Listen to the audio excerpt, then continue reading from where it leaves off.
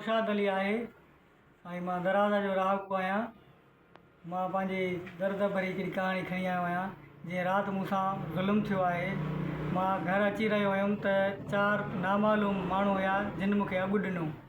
अॻु ॾियण खां बाद में मूंसां विढ़िया बि ऐं कुझु पैसा हुया मूंखे उहे मूंखां फुरिया अथऊं।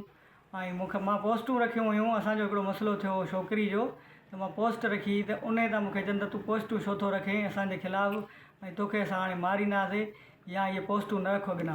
उहे केरु हुया भाउ? उहे सर तव्हां सुञाता साईं? जी बिल्कुलु सुञाता। मां 3 ॼणा मां सुञाता आहिनि, हिकिड़ो न सुञातो। उहे शेख आहिनि। छा नाला अथनि या कुझु ख़बर आहे त ॿुधायो?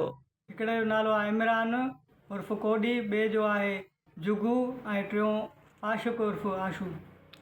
अच्छा, तव्हां हुनजी थाणे ते राणीपुर ते एनसी कराई आहे? बिल्कुलु सर, मां राति थाणे ते एनसी कराई आहे। उन खां पोइ छा थियो कुझु भला पुलिस ॾांहुं हिन फरियाद? महिल ताईं काई बि एक्शन पुलिस न खयो आहे। हिन महिल ताईं कोई बि माण्हू गिरफ़्तार न करे सघिया आहिनि। पैसा घणा हुया तव्हांजा? मुंहिंजा सर 30,000 रुपया हुया। 30,000 रुपया हुया? जी जी। हाणे तव्हां छा मुतालबो कंदव, कंहिंखां मुतालबो था कयो? असां SSP खैरपुर DI जी सखर ऐं IG सिंध खे अपील था कयूं त असां सां इंसाफ़ कयो वञे।